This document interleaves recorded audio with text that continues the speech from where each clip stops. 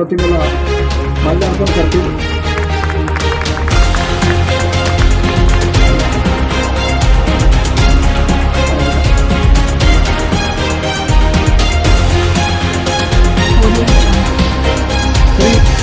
माननीय बंधू आणि भगिनी व तसेच आपले मान्यवर यांनी स्थानापन्न झालेले आहेत. तसेच मी त्यांचे आभारही व्यक्त करते जे या कार्यक्रमासाठी वेळ काढून आपल्यासाठी आलेले आहेत.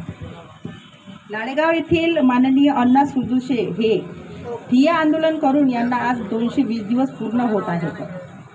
तरीसुद्धा त्यासाठी आपण हा सत्कार सोहळा आयोजित केलेला आहे व या सत्कार सोहळ्याचे आयोजन काय हे पुढील प्रमाणे होईल. या कार्यक्रमाचे प्रयोजन व आयोजन काय आहे हे सांगण्यासाठी आता आपण आयोजन समितीचे अध्यक्ष श्री माननीय महादेवरावजी ठोंबरे हे समोरची प्रस्तावना करतील. तसेच चांदभाई मुन्नीवाले हे त्यांना सहकार्य करतील.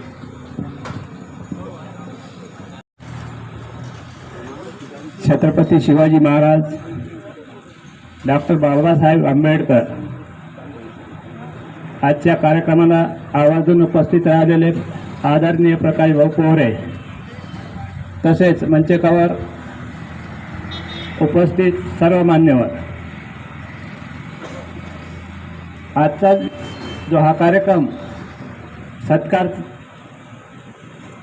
सत्याग्रहींचा सत्कार ह्या कार्यक्रमाचं आयोजन आम्ही कशासाठी केलं. गेले 220 दिवसापासून अण्णा सुरदुशे लाडेगावहून इथं आले. मी इथचा स्थानिक रहिवासी या नात्यानं मी त्यांना दररोज भेटतो. आता पंचायत समिती ज्या वेळेसपासून बनली त्यावेळेस मी इथं जन्मानं शिकचा. पंचायत समिती बनली तेव्हापासून इथं अनेक आंदोलनं झाले. काही आंदोलनं 8 दिवसात संपले, काही आंदोलनं 2 दिवसात संपले, काही आंदोलनं तर असे पाहिले की आंदोलनचा ते मंडप टाकताच ते इथं संपून गेलं. परंतु हे जे आंदोलन झालं ऐतिहासिक आंदोलन वाशिम जिल्ह्यात, या आंदोलनाची दखल आतापर्यंत कोणत्याही प्रशासनाने किंवा संबंधित अधिकाऱ्याने घेतली नाही. बरं, घेतली नाही तर ते त्याचा प्रश्न आहे. परंतु हे आंदोलन करताना हे जे अण्णा सुरदुशे इथं हिवाळ्यात बसले होते, हिवाळा ज्यावेळेस ते बसले इथं आंदोलन आहे त्यावेळेस हिवाळा होता. त्याच्यानंतर उन्हाळा गेला, त्यानंतर पावसाळा गेला. तिन्ही ऋतूतनी हे माणूस इथं कंटिन्यू बसलेला आहे. ह्या माणसाची दररोजचे आमचे संबंध आहेत. हे माणूस जेवते काय, झोपते काय, काय याले काय परेशानी आहेत हे आम्हाला माहीत आहे. मग आम्ही या संदर्भात तहसीलदार कारंजा यांना एक निवेदन दिलं की बा याच्यात तोडगा काढून यांचं आंदोलन समाप्त करण्यात यावं. अगर हे आंदोलन यांचं जर बेकायदेशीर असेल तर यायले बा तुम्ही जेलमध्ये टाका किंवा याच्यावर कारवाई करा, पण यायले इथून उठवा. त्याचं कारणच तसंच आहे की इथं हे ज्यावेळेस रात्रीच्या वेळेस राहते, पाऊस येते, इथं ह्या परिसरात सापाचा परिसर, साप जास्त आहे तिकडं. काल इथं एक ड्रॅगन काहीतरी असा एक जहरीला साप पकडला सर्पमित्रानं. आता असं वाटतं व रात्री तर एखादा साप येऊन या माणसाले डसम,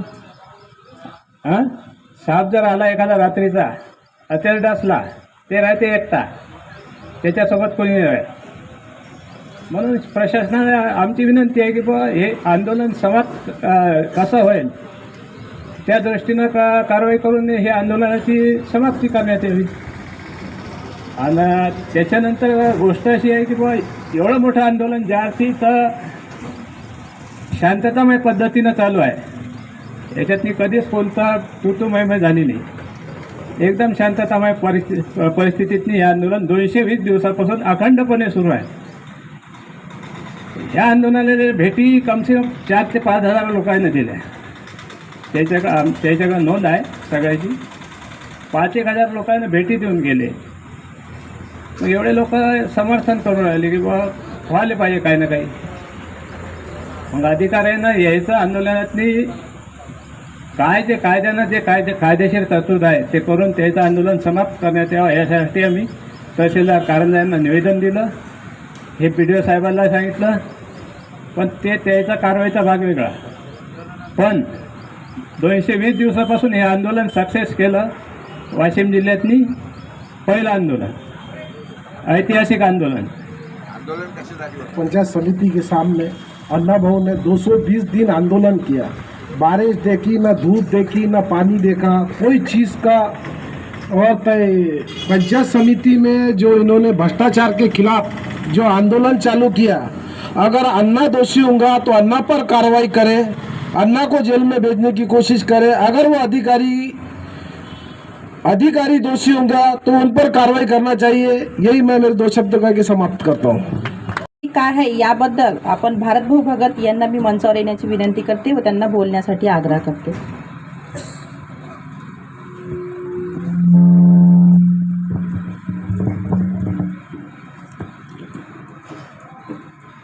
कार्यक्रमाचे अध्यक्ष प्रकाशभाऊ पोरे तसेच मंचावर उपस्थित सर्व मान्यवर, या आंदोलनाची गरज काय आपण पाहतो आहे. ग्रामपंचायत, पंचायत समिती, जिल्हा परिषद, लोकप्रतिनिधी आणि प्रशासन आणि लोकप्रतिनिधी मिळून पूर्ण ग्रामीण भागाचा हा सगळा यांनी चालवलेला कारभार आणि या आंदोलनाची असलेली गरज.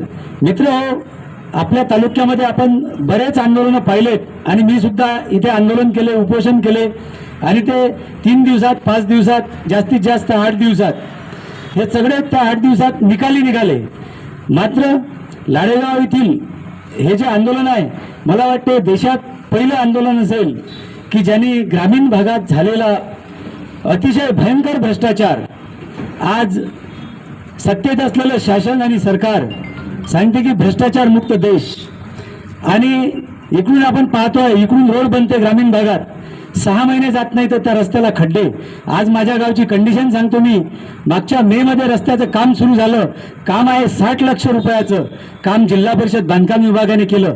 वारंवार निवेदनं दिले आणि निवेदनही दिले, उपोषणही केलं आणि त्यानंतर आज रस्ता जूनमध्ये हॉटमिक्स होऊन कंप्लीट झाला आणि जुलैमध्ये मित्र त्या रस्त्यावरून जाता येत नाही अशी परिस्थिती झाली. खड्डे सुद्धा निर्माण झाले आणि रस्त्यानं जर एखादं 4 चाकी वाहन गेलं, शाळेला जाणाऱ्या मुलांना सुद्धा साईड घेता येत नाही.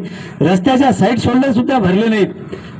संपवायचं तर सोडा, पण कधी कुठल्या अधिकाऱ्यानं पलटून सुद्धा पाहत नाही. जेव्हा मी या आंदोलनाच्या माध्यमातून BDO साहेबांची, तहसीलदार साहेबांची चर्चा केली तर ते म्हणतात हा खूप मोठा गहन विषय आहे. जर गहन विषय आहे तर आपण कशासाठी बसलात. मी जिल्हा परिषद अध्यक्षांकडे सुद्धा हा विषय मांडला तर त्यांचंही उत्तर तेच आलं. आणि असं जर आंदोलन झालं नाही तर आपण पाहतोय की आज आपल्या शहरातला झालेला रस्ता 6 महिन्यात त्याच्यावर आपल्याला चालता येत नाही आणि पुन्हा आपण म्हणतो पुन्हा रस्ता करा. हे सगळे लूट करत आहेत. ही लूट थांबली पाहिजे, यासाठी या आंदोलनाची गरज आहे. आणि अण्णांनी हे जे 220 दिवस यशस्वी आंदोलन केलं, त्यांना काय हालअपेष्ट आम्ही रोज बघतो. आम्ही तहसीलला येतो, आम्ही 10 वाजता येतो, 5 वाजता 6 वाजता आपला काम आटपून जातो.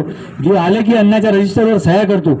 या आंदोलनाच्या रजिस्टरवर मला वाटतं 15-20 रजिस्टर भरले असतील. 5000च्या वर लोकांच्या सह्या झाल्या, भेटी झाल्यात आणि एवढंही होऊन हे प्रशासन आणि शासन याकडे दुर्लक्ष करत आहे. ही दुःखाची गोष्ट आहे आणि याकडे आता स्वतः भाऊंनी लक्ष दिलं आणि अण्णांचा हा सत्कार, अण्णांचा हा संघर्ष हा कुठेतरी थांबला पाहिजे आणि हे लवकर आटोक्यात आलं पाहिजे. जर शासन प्रशासनाने लक्ष दिलं नाही तर आपण यापेक्षाही मोठं आंदोलन करू. धन्यवाद. आंदोलना विषयावर मी आता समोरील मान्यवर आपले अनिलजी लोहपुरे यांना मंचावर येण्याची विनंती करते.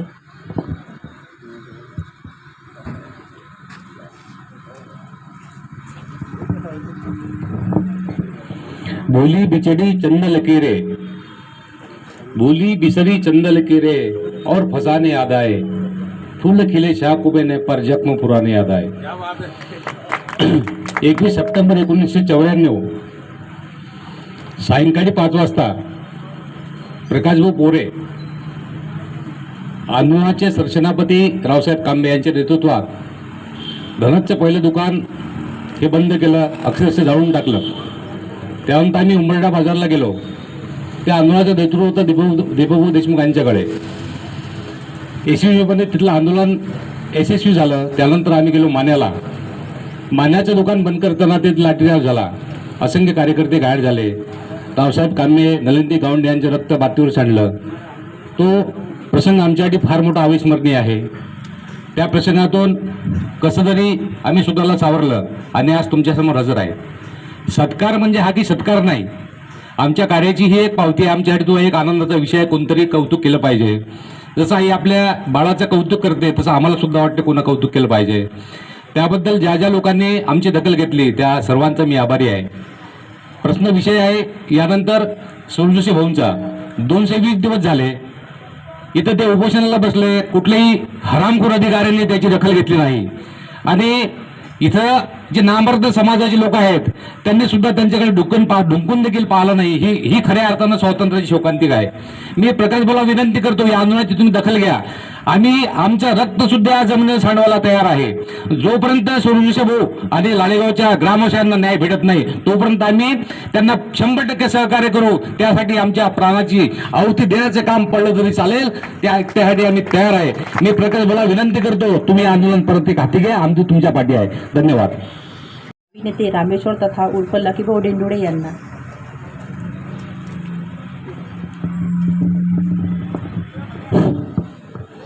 तलवार की नोक पर इतिहास रचने वाले छत्रपति शिवाजी महाराज और कलम की नोक पर इतिहास रचने वाले भारत रत्न डॉक्टर बाबा साहब अम्बेडकर, मैं इनको नमन करता हूँ दिल से. और मंच पर उपस्थित सभी अतिथियों ने हमारे कार्यक्रम की शोभा बढ़ाए, इसके बदल मैं उनका भी धन्यवाद देता हूँ. और मैं इस आंदोलन के बारे में बहुत कुछ बातें जानता हूँ, मैं वो आप सभी को बताना चाहता हूँ. एक दिन मैं काम के सिलसिले में लाड़ेगांव के तरफ गया तो वहाँ पर ट्राली के अंदर गांव के लोग सभी बैठे हुए थे. फिर मैंने उनसे पूछा कि भाई ये आंदोलन किस विषय से चालू है, यानी कि क्या आपका बोलना है. तो 14 से लेके 19 तक के 2014 से लेके 19 तक की जो वहाँ पे लाड़ेगांव की जो एक समिति थी, वो समिति ने ग्राम पंचायत के अंदर जो भी काम किए वो काम के जितने भी कागज पत्तर है लीगल बिल, वो बिल की उनकी मांगनी थी. उसके अंदर शमशान भूमि का रास्ता था, उसका छत था, स्कूल थी, मंदिर का छत था, गांव के रास्ते थे, गांव के अंदर की और भी जो कुछ भी ग्राम पंचायत के अंदर आने वाले काम है, जैसे कि उन्होंने जो कुछ भी संसाधन लिए होंगे उस काल में उसके आपने बिल हमको देना, ऐसी ये लोगों की मांगनी थी. तो एक आदमी उसमें का मैं वहाँ पे गया तो मैंने उनको समर्थन दिया. और भी मैं बहुत से संगठनों से ताल्लुकात रखता हूँ तो मैंने वो नाते से उनको समर्थन दिया और उनको एक पत्र मैं तहसीलदार को दूंगा ऐसा बोल के आया वहाँ से. फिर मैं आने के बाद में मेरे को लगा वहाँ का निपट गया होगा. तो फिर आने के बाद में फिर वहाँ पे 6 दिन इनका आंदोलन चला. इनको वहाँ पे कोई इनकी जानकारी किसी ने दिए नहीं. फिर इन्होंने आए बहुत सारे पत्र व्यवहार किए. फिर यहाँ पे आज इनको 220 दिन हो गए. कहीं अधिकारियों ने इनके बारे में बोला पर उनकी जो गति चालू है काम करने की, प्रशासकीय अधिकारी जो है इनकी जो गति है एक ताशों के मापिक गति है. इनका जैसा एक केचुआ का धीरे धीरे धीरे धीरे चलता है वो हिसाब से इनके काम करने की पद्धत चालू है. ऐसे से तो अन्ना का और समझो 100 साल भी यदि आंदोलन चला तो ये लोग देने को तैयार नहीं है. तो हर किसी ने इनके ये आंदोलन के बारे में उनको बताना चाहिए, बोलना चाहिए कि बाबा भैया आप ये जो पेमेंट ले रहे हो, आपके बाल बच्चों की परवरिश, शिक्षण जो कुछ भी आप कर रहे हो, ये लोगों को न्याय देने के लिए आपको ये दर्जा मिले हुआ है. जब यदि आप ये नहीं दे सकते होंगे तो आपकी वहाँ पे गरज नहीं है. आप ये राजीनामा दो और अपने अपने घरदार को मस्त हो, दूसरा कुछ भी काम करो. या फिर जिस किसी के भी कहने में आप ये माइटी दबाकर नीचे बैठे हो उनके घर को जाके काम करो. ऐसा हमारा उनको बोलना है। और हम इनके साथ में अन्ना जी के ऐसे ऐसे इन्होंने जो काम के बिल मांगे आज दिन तक के, इन्होंने वो पानी पुरवठा की कौन सी तो भी एक फाइल है, वो फाइल भी इनको आज तक मिली नहीं है। देने में क्या हरकत है ये आज तक हमको समझ में नहीं आया। हो सकता है कि उन्होंने जो काले कबाड़े करके रखे होंगे उस फाइल को देते बराबर वो दरवाजे खुल जाए, इनके हाथों में हथकड़ी लग जाए। हमको तो ऐसा लगता है कि इस डर के मारे ये वो फाइल दे नहीं रहे। और इतना ही इनके लिए हम हमारे तरफ से और जितना भी प्रयत्न होगा इनको यश मिले। और जिन्होंने भी काले कबाड़े किए, जो गौर गरीबों के जो हक जो था वो उन लोगों से चुराकर जो चोरी किए उस काम में से, उसकी हम आवाज ऊपर तक उठाएंगे। हमारे महतर वाल्मीकि समाज के जितने भी संगठन है उनको भी हम कहेंगे कि भाई इनको समर्थन देके न्याय दिलाने का काम के लिए हमको एक पाव आगे डालना पड़ता है, तो हम डालेंगे। और इतना ही कह के मैं 2 शब्द समाप्त करता हूं। आयोजन आपण केलेले आहे, पण त्यासाठी आपले जे प्रमुख आहेत ठिय्या आंदोलनाचे कार्यकर्ते, त्याची पार्श्वभूमी आपल्याला समजावून सांगतील परशुअण्णा सुरजुशे यांना मी मंचावर 2 शब्द बोलण्याची विनंती करते।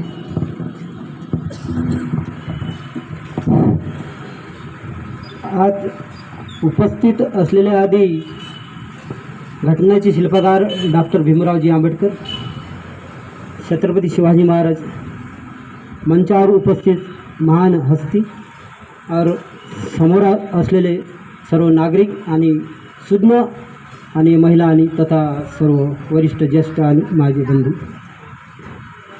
लकी भैया, हम गजानन जी के आदेश पर चलने वाले आदमी हैं। जैसे शिवाजी के सामने कोई फौज आगे नहीं दौड़ती थी, हम उसमें के है। जैसे गजानन भाई बोलते अहमदाबाद कर जो चलते, तुम बोल रहे 100 साल क्या, हम तो 100 मिनट में आंदोलन खत्म करके बताने वाले आदमी है। 100 मिनट में आंदोलन ऐसे खत्म करते हैं। यहाँ पर ऐसा है हमारा वजूद, यहाँ पर ऐसे रख के चले जाते हैं हम। 100 दिन तो बहुत हो गए, 100 मिनट में अगर नए निस्तानाबूद करके बताएंगे, न्याय भी दिला के देंगे। लेकिन हम न्याय की भाषा गजान 2 दिन से सुनते, और वैसे हम आज 220 दिन बैठे यहाँ पर। भाषा करने वालों और कुर्सी पर बैठने वालों, हमारा खून चुनने वालों, हम हमारे खून में से, तुम्हारे दिल में से खून कैसा निकलना है हमारे को भी मालूम है। लेकिन चाहे तो हम गजानन भाऊ के आगे नहीं जा सकते। अगर हम गजानन भाऊ को आगे पीछे कर दे तो 100 मिनट में अगर आंदोलन खत्म नहीं करूंगा तो अभी नाम अन्ना सुरजुशे नहीं रखना, अकेला ही लोग कर सकता हूँ। अगर मैं चाहता हूँ मेरा आंदोलन तो प्रकाश जी और साफ कर देंगे, क्या करने का तो गजानन जी भी कर देंगे, आपके सामने भी है। 220 दिन का एक तुम्हारे को इतिहास बताता। मैं जिस दिन यहाँ पर आया उस दिन मेरे साथ बहुत सारे मेरे गांव के भी लोग थे, आज भी है। और मैं जो परिसर में रहता हूँ, जो पाटिल साहब का परिसर हो या इन लकी साहब का परिसर हो या अपने महात्मा फुले नगर सोनेने साहब का परिसर हो या हमारे भाईजान का परिसर हो, आगे पंचायत समिति है उनका परिसर हो, ये जो आगे जो पंचायत समिति के लोग जो है इनकी बात अलग है। जो लोग जो मेरे को जो आज तक मैंने प्रेम दिया, प्यार दिया, रोटी दिया, कपड़ा दिया और प्यार दिया। गाड़ियाँ महाराज ये कहते थे जिसके पास धन दौलत ये कुछ भी नहीं चाहिए, तुम्हारा प्यार, कपड़ा और अनाज और मेरे को टाली जिसने दिया वो तुम्हारे शरीर का, तुम्हारे शरीर का पैसा है, कार्यकर्ता है, उसमें मैं रहता हूँ। और ये सब लोगों के यहाँ से मेरे को कब रोटी आती, कभी पानी आता, कभी बकेट भर, कभी आधी बकेट, कभी मैं यहाँ का पानी पीता, डेयरी का यहाँ का, कभी मैं किसी का यहाँ का पानी पीता। ये सब लोगों ने मुझे आज तक 220 दिन तक चलाया। मैं कुछ अकेला नहीं हूँ, ये सबकी लड़ाई लेके चल रहा हूँ और गरीब की भी चल रहा हूँ। अमीर की तो छोड़ दो, वो आज अमीर कहते हैं, लेकिन अमीर से भी ज्यादा हमारे को सहकार्य करने वाला ऋषि नगर है, वाल्मीकि ऋषि नगर कहते हैं, महात्मा फुले नगर है। उसके बाद गुप्ता जी के सरीके, डेयरी के सरीके लोग हमारे, और टेपरी वाले, चाय वाले, इन सारे सब लोगों ने हमें और मुझे, मेरे गांव के लोगों को सहकार्य किया करके हम आज तो 220 दिन तक यहाँ पर एक सरीका बैठे हैं। खुद अकेला नहीं बैठा, मेरे पीछे कुछ भी शक्ति है और ऐसी इनके सर की ये लेडीज के सर की इसके वजह से इनके वजह से बैठा मैं। आंदोलन कोई अकेले की बात नहीं रहती। आंदोलन एक दिन का रहो, 2 साल का रहो, 5 साल का रहो, आंदोलन होता है। जैसे इन्होंने आंदोलन किया 28 साल पहले दारू दुकान फोड़े, सब लोग किसान थे उस टाइम। मैं कौन सी उम्र का था मुझे नहीं पता, लेकिन मैं कहता हूँ ये जो बड़े बड़े यहाँ पर बैठे हैं इनका सब लोगों का नाम नहीं लेता है, लेकिन आपके परिचित है। कुछ दिन 28 साल पहले पेपर में इनकी भी न्यूज सुनी होंगी, लेकिन इन्होंने जो किया कुछ बच्चों के भलाई के लिए किया कि भाई दारू मत पियो, गांजा मत खींचो, कुछ अपने संसार को बर्बाद मत करो। इसके लिए उन्होंने अपने जान हथेली पर रख कर दारू की दुकान फोड़ी थी कि नहीं फोड़ी थी। सब ने अपने घर के जाकर अपने छोटे बच्चों को कहना कि दारू पीना गलत है, गांजा खींचना गलत है, बीड़ी भी खींचना गलत है। किसी को गाली गलौज करना, दारू पीकर गाली गलौज करता अपन छोड़ देते, जान दे भाई दारू पिया हुआ है इसको छोड़ देंगे। लेकिन मैं कहता हूँ जो लोगों ने मेरे को आज सहकार्य किया, आजू बाजू के सब लोगों ने, इनका मैं शुक्रिया अदा करता हूँ। और मैं गजानन अहमदाबाद जी के साथ रहकर मैं शांति का माहौल लेकर शांति का आंदोलन लेकर आगे चल रहा हूँ। मैं झगड़ा करने वाला, फसाद करने वाला आदमी नहीं हूँ। जब तक शांति से मिलता तब तक हम शांति से लेंगे। इससे ज़्यादा मेरे पास कोई बोलने के लायक नहीं, बोलने का बहुत है, लेकिन बोलने वाले आदमी है करके मैं मेरे 2 शब्द पीछे लेता हूँ। जय हिंद, जय भारत, जय भीम। मला उपस्थित प्रमुख अतिथी म्हटल्यापेक्षा सेनापती प्रकाश भाऊ, त्यांच्या एका शब्दाखातर स्वतःचा जीव आयुष्य झोकून देणारे जे कार्यकर्ते आहेत, रावसाहेब कांबे, माझी धाकटी बहीण नलिनीताई, मी तिला विनंती केली होती की तू 2 शब्द बोलले पाहिजे, पण आपलं आयुष्य झोकून खुद को जला के समाज को उजाला देने वाली जो पनती होती है उसको अपने लिए उजाला नहीं होता। ते म्हणले गजानन भाऊ मला बोलता येणार नाही, मला गैरून येतं। जिनकी एक प्रतिभा है और अपने 3 मिनट के भाषण में अनिल भाऊ ने यह जाहिर कर दिया है कि इस समाज की दुष्ट प्रवृत्तियों के साथ लड़ना कैसे, ये जिन्होंने हमको सिखाया और अपनी जिंदगी कुर्बान करके उन्होंने, उनके भाषण का एक वाक्य पढ़ा कि हम बच गए उसमें से, वरना हमारा भी नाम बर्बादियों की कतार में आ जाता। लेकिन उनके अंदर जो प्रतिभा थी और इस आंदोलन का सेंटर पॉइंट जिसको केंद्र बिंदु कहा जाता है वो है अन्ना सुरजू से। मैं इन सभी के लिए एक बड़ा मशहूर शेर है कि बगावत के लिए कुछ खास लोग मखसूस होते हैं। मखसूस का माने होता है राखियों, कि बगावत के लिए कुछ खास लोग मखसूस होते हैं क्योंकि ये वो नगमा है जो अरसात पे गाया नहीं जाता। हम भगत सिंह का फोटो लगाते हैं, उनकी तस्वीर लगाते हैं, लेकिन हम जब बिहार आंदोलन में गए तो हमको जयप्रकाश जी ने एक सवाल पूछा था। मैं कॉलेज में था, उन्होंने हमको सवाल पूछा था कि क्या भगत सिंह के जमाने में अगर आप पैदा होते तो भगत सिंह के साथ रहते? तो हमने खुशी से और जोश में हाथ उठा दिए ऊपर, तो लगे हाथ जयप्रकाश जी ने, जो खुद आईएएस थे और दुनिया मानती थी उनको, आजादी के आंदोलन का एक किरदार था। उन्होंने हमको लगे हाथ दूसरा सवाल पूछे कि आप भगत सिंह के जमाने में पैदा होते तो भगत सिंह के साथ रहते, लेकिन मेरा दूसरा सवाल यह है कि आज भगत सिंह जिंदा रहते तो क्या करते? फिर हमने उनको कहा कि हम भ्रष्टाचारियों के सीने से गोली उतार देते। उन्होंने कहा कि जिस समय बैलेट नहीं था तब बुलेट से काम चलाते थे लोग, अब बैलेट आपके हाथ में है, वो बुलेट की तरह इस्तेमाल करो तो फिर बुलेट की जरूरत नहीं पड़े। हा आंदोलनाचा भाग कोणाला बोलवायचं? भुमरे साहेब, चांद भाई, लकी भाई बहुत बढ़िया बात की आपने। त्यांनी मला भाषण देता येत नाही म्हणे, पण आपली आई काही गायिका नसते माधव भाऊ, पण आपल्या लेकराला झोपवासाठी गाई गाई माया सोन्याला झोप लागत नाही हे गाणं तिच्यासारखं सुंदर कोणीच म्हणत नाही। म्हणून तुम्ही जी काही मांडली भूमिका की अण्णाचं चुकत असेल, लाडेगाववाल्यांचं चुकत असेल तर त्यांच्यावर केसेस दाखल करा, पण जर का त्यांचं चुकत नसेल तर मग ते इथं 220 दिवस का बसले याची सुद्धा चौकशी करा।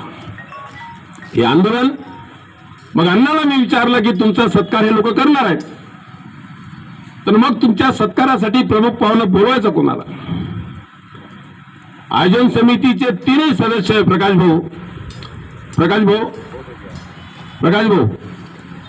आयोजन समितीचे तीनही सदस्य आणि अण्णाच्या तोंडून एकच नाव निघालं, प्रकाश भाऊ कोयरे पाहिजे. का पाहिजे की ही लढाई आहे. अण्णांनी सांगितलं की 100 तासात मी आंदोलन संपवू शकतो. कारण अण्णा हा असा माणूस आहे, एक माणूस 100% संत असतो, पण ते अविवाहित आहेत. अण्णा हजारेंसोबत त्यांनी काम केलेलं आहे, क्वालिफाईड आहेत. आणि माझ्या आयुष्यामध्ये काही नाही, मग मी माझ्या गावात जी काही पोरं आहेत, पुढची पिढी आहे, त्यांच्या वाट्याला भ्रष्टाचार येऊ नये म्हणून मी माझं आयुष्य द्यायला तयार आहे. पण ते आयुष्य द्यायचं कसं? स्वतः जाऊन एखाद्या भ्रष्टाचाराला कानपटीत मारायची, त्याचा बंदोबस्त करायचा हिंसेनं, तर ते आंदोलन तुमच्या गावापुरतं यशस्वी होऊन जाईल अण्णा. पण भ्रष्टाचाराच्या विरोधात जर समाज उभा करायचा असेल तर मग तुम्हाला त्या समाजातील कमजोर तबका जो आहे, आजादी का आंदोलन बहुत लोगों ने चला है, त्यांच्या मोठेपणाबद्दल वाद नाही, पण भगतसिंगासारखं शस्त्र घेणारे तरुण किती. म्हणून स्वातंत्र्याच्या आंदोलनाचं प्रतीक महात्मा गांधींनी मीठ ठेवलं, मीठ. आणि मिठातून समजावून सांगितलं की 20 पैशाचं मीठ इंग्रज 1.5 रुपयाचं विकतात, म्हणजे तुमची किती लूट करतात. आणि स्वातंत्र्याचं आंदोलन सगळ्या देशात पसरलं. आज अण्णांनी एवढंच सांगितलं की माझ्याकडे माझं आयुष्य आहे. साधी गोष्ट नाही साहेब. आता माझ्या भाऊने सांगितलं की 220 दिवस एका ठिकाणी बसणे, थंडीत वाऱ्यात 46.5 डिग्री. जेव्हा मी एक दिवस आलो त्यांचा डबा घेऊन, ते म्हणले बापू तुम्ही इथं बसू नका, तिकडे जा. आणि या परिस्थितीत जर एक माणूस बसत असेल तर मला असं वाटतंय की 17व्या शतकामध्ये राजस्थानमध्ये आपल्या 3 मुलांना घेऊन एक शेतकरी बसला होता. 72 दिवस प्रकाश भाऊ त्यांनी उपोषण केलं होतं इंग्रजांच्या विरोधात. मला असं वाटतं की आंदोलनाचा इतिहास आज या समाजामध्ये जिवंत माणसाचा लोप का पावते माहित आहे? राजकारणामध्ये आता तलवारीची गरज राहिली नाही, चमच्यांची गरज आहे. राजकारणातली कार्यकर्ती निवडणुकीमध्ये चिठ्ठ्या वाटतात, कोणी छापलेल्या चिठ्ठ्यामध्ये पैसे वाटतात, आणि निवडणूक संपली की 5 वर्ष आपल्या नेत्याचे वाढदिवस साजरे करत राहतात. दुसरं त्यांना कोणतंच काम नसतं. मी तर बसलेल्या सगळ्या लोकांना काही गोष्ट सांगणार आहे. भाऊ, तुमच्या नेतृत्वात ही लढाई आपल्याला लढायची आहे. प्रत्येक गाव, अनिल भाऊ, प्रत्येक गाव दरवर्षी 1.5 ते 2.5 कोटी रुपये टॅक्स देतं. 2.5 कोटी रुपये.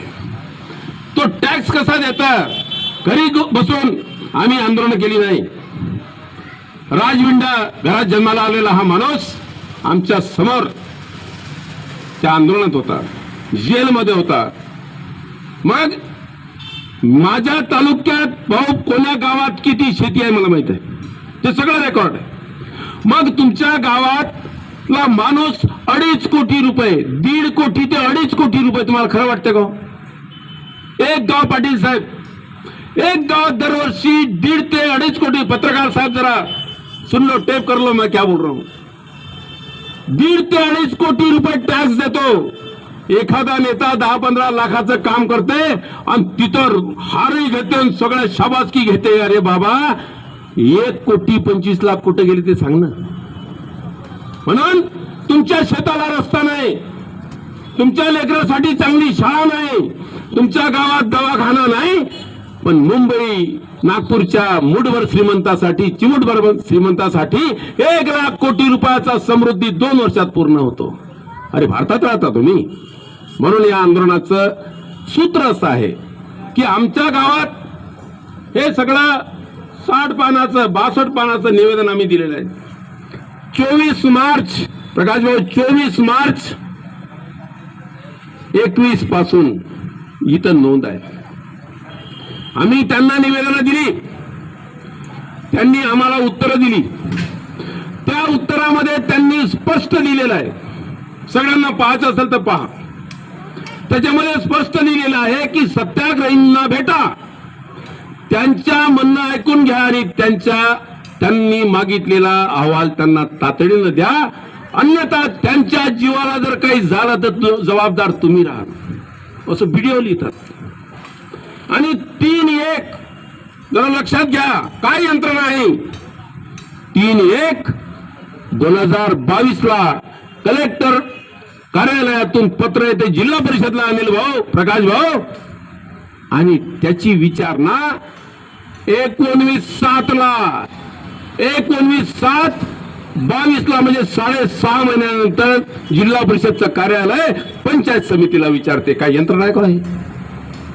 म्हणून हे आंदोलन साधं वाटते तुम्हाला, पण हे आंदोलन आम्ही याच्यासाठी उभं केलं की सर्वसामान्य माणसाला एक तर रास्ता रोको करावा लागतो, आंदोलन करावी लागतात, आणि आंदोलनात कसे लोक बर्बाद होतात. आम्ही रावसाहेबाला पाहून राहिलो, आम्ही निलिताईला पाहून राहिलो, अनेक लोक बर्बाद झालेले. गेल्या शुक्रवारी अनिल भाऊ सगळे जरा कान उघडून ऐका, गुजरातमध्ये मेवानी नावाच्या कार्यकर्त्याला 6 महिने सजा झाली, फक्त त्यानं रास्ता रोको केला म्हणून. आता आंदोलकांना कसं संपवायचं हे सगळ्यांनी ठरवलेलं आहे, पण ये किसी भी हालत में अन्ना को खत्म नहीं कर सकते, क्योंकि यहाँ बैठा है. हे आंदोलन आम्ही कसं सुरू केलं, दिल्लीमध्ये आम्ही प्रकाश भाऊच्या नेतृत्वात गेलो आणि तिथं इलम सिंग नावाचे एक शेतकरी 93 वर्षाचे बसले होते. भाऊ तुम्ही भेटले ना त्यांना?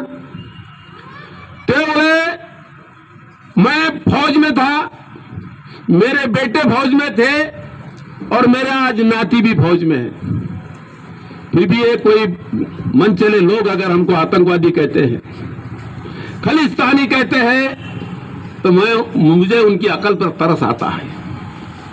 इलम सिंग नावाचा 93 वर्षाचा म्हातारा तिथं बसला आणि ज्या वकील साहेबांचा सत्कार 24 तारखेला प्रकाश भाऊनी घेतला, 26 नोव्हेंबर 2020 ते आंदोलन सुरू झालं, बरोबर आहे प्रकाश भाऊ? आणि 2 महिन्यानंतर सुप्रीम कोर्टामध्ये प्रशांत भूषण साहेबांनी एक याचिका दाखल केली आणि सुप्रीम कोर्टाने प्रशांत भूषण साहेबाला सांगितलं की शेतकऱ्याचं म्हणणं ऐकून घेणं सरकारचं काम आहे आणि ते जर कुठलाही उपद्रव न करता, कुठलाही नुकसान न करता आणि कुठलीही हिंसा न करता जर तिथं बसले असतील तर त्यांना उठवण्याची ताकद भारताच्या सरकारमध्ये नाही आहे, तो अधिकार तुम्हाला नाही आहे. आणि त्यावेळेस प्रशांत भूषण साहेबांनी, भाऊ तुम्ही उल्लेख करता त्या दिवशी आपल्या प्रस्ताविकामध्ये, प्रशांत भूषण साहेबांनी सांगितलं की ये लड़ाई हम जीत गए, सिर्फ ऐलान होना बाकी है. 13 महिन्यानंतर या देशाच्या पंतप्रधानाला कायदे वापस घ्यावे लागले. अन्ना ही लढाई आपण जिंकलेलो, सिर्फ ऐलान होना बाकी है. म्हणून माझी सगळ्यांना विनंती आहे की तुम्हाला कधी असं वाटतंय की भ्रष्टाचार होऊन राहिलेला आहे. पुण्यामध्ये रस्ते खराब होते म्हणून एक असा आमच्या प्रतीक सारखा पोरगा आपल्या वडिलांना घेऊन चालला होता. त्याचे वडील रात्री खड्ड्यात गाडी गेली, अनिल भाऊ, त्याचे वडील पडले, त्यांना जखम झाली, त्यांनी वडिलाला दवाखान्यात नेलं. शेखर भाऊ, त्यांनी वडिलांना पोलीस स्टेशन मध्ये नेले आणि त्याने सांगितलं की साहब, थानेदार साहब, ये रोड किसने बनाया? उस ठेकेदार के नाम से, और ये रोड जिसने पास किया वो इंजीनियर के नाम से, जुर्म दाखिल करो, एफआईआर दाखिल करो. थानेदार ने कहा उनके नाम मालूम है क्या? बोले नहीं, नाम नहीं मालूम. बोले नाम आप तलाश करो, लेकिन उसके ऊपर एफआईआर जब तक दाखिल नहीं होता जब तक मैं यहां से मेरे पिताजी को नहीं लेके जाऊंगा. आणि भारताच्या इतिहासामध्ये पहिलं जवाईबा बापू, पहिली केस की इंजिनियर आणि ठेकेदार या दोघांवर एफआईआर दाखल झाला. काय मागणं दुसरं परशुवन्नाचं की माझ्या गावात 2014 ते 2019 मध्ये किती फंड खर्च झाला, आढावा द्या. काही काही खर्च कागदावरच असतात. आम्ही काही कोणाला नामनिर्देश केला नाही. मग 2014 ते 2019 मी 23 डिसेंबर 2013ला जिल्हा परिषद सदस्य झालो. आणि अभिमानानं सांगतो, अभिमान बाळगू नये पण तरी आनंदानं सांगतो की धनज मतदारसंघामध्ये एवढा निधी कधीच आला नाही, कारण मी निधी विकला नाही. आणि तो निधी कोण्या कोण्या कामावर खर्च झाला त्याचा बाबनिहाय खुलासा करा. का करा की काही खर्च कागदावरच असतात. एका मिनिटात एक उदाहरण देतो म्हणून मजेशीर आहे. एक इथला इंजिनियर मित्र अमेरिकेत गेला. त्याच्या मित्रानं कॉलेजमध्ये शिकलेला मित्र होता. त्याने सांगितलं की करे मस्त घर बांधलं गड्या. तो बोले हाँ, बोले ये जो नदी जा रही है ना, बोले ये जो पुल बना हुआ है, बोले इसका ठेका मैंने लिया था, बोले और वो पुल बांधने के बाद जितने पैसे बचे उसमें घर बना लिया, बोले मैंने. अरे बहुत अच्छी बात है. हा इकडे आला, याने त्याच्यापेक्षा डबल घर बांधलं मोठं. जेव्हा अमेरिकेतला मित्र इथं आला, बोला यार तूने तो बहुत ही बढ़िया घर बनाया, बोले हाँ. बोले कैसे बनाए? मेरी भी घर से बड़ा घर है. बोले ये जो नदी दिख रही है ना, बोले ये नदी पर पुल सैंक्शन करवा के लाया, बोले मैंने, और पुल बांधा ही नहीं, बोले घर बांध लिया. बोले अरे पुलच बांधला नाही हो, और घर बांधून घेतलं. त्याच्यापेक्षा हलकट आणि हरामखोर लोक या देशात आहेत. अरे ज्यांच्याजवळ काहीच नव्हतं, जो रात्रंदिवस करते कष्ट. आमचा पोरगा इंग्रजी बोलता भाऊ, हा पोरगा समोर बसलेला 4थ्या वर्गात इंग्रजी बोलायचा. अंबादास भाऊचा पोरगा, म्हणजे अंबादास भाऊ त्याचे वडील आहे, त्याच्या नावानं परीक्षा. मग आमची सगळ्यांना आमचं म्हणणं आहे की आमचं आंदोलन साधं आहे की कोण्या बाबीवर किती खर्च झाला याचा खुलासा द्या. 2 नंबर त्याचं मूल्यांकन द्या, पाहिजे की नाही. रस्ता झाला, आम्ही आमच्या विहिरीवरचा मुरुम दिला फुकटात. मग त्या मुरुमाचं बिल तुम्ही लावलं का? नसेल लावलं तर आम्ही तुम्हाला फुकटात दिला, नाही तर आमच्याजवळ मुरुम फुकटात घ्यायचा आणि त्याच्या बिला काढायचे. चालेल का पाटील साहेब? त्याचं मूल्यांकन करा. आणि तिसरी आमची मागणी आहे जी कोणीच करत नाही, लेखा परीक्षण द्या. बापू साहेब, लेखा परीक्षण मध्ये काय असतं? लेखा परीक्षण मध्ये जर खोटे बिले लावले असतील आणि त्याचा जर जीएसटी भरलेला नसेल तर आता जीएसटीचं खोटं बिल तर नरेंद्र मोदी साहेब नाही आणू शकत, प्रकाश भाऊ नाही आणू शकत, शेखर भाऊ नाही आणू शकत, मी नाही आणू शकत. वाचतील का हे? यांना माहित आहे की याची चौकशी झाल्यानंतर आपल्याला जेलचे दरवाजे उघडे आहेत. म्हणून तुमच्या आंदोलनाची दखल घेतल्या जात नाही. पण ज्यावेळेस प्रत्येक गावातला माणूस आपल्या गावचा हिशोब मागेल त्यावेळेस यांना इथून नोकरी सोडून जेलात जावं लागेल हे ठरलेलं आहे. म्हणून आंदोलन हम जीत गए, सिर्फ ऐलान होना बाकी है. या आंदोलनाचं मी अनिल भाऊने केलेली विनंती पुन्हा हे करतो की प्रकाश भाऊ, तुम्हाला एका फुल टाइमर कार्यकर्त्याची गरज होती.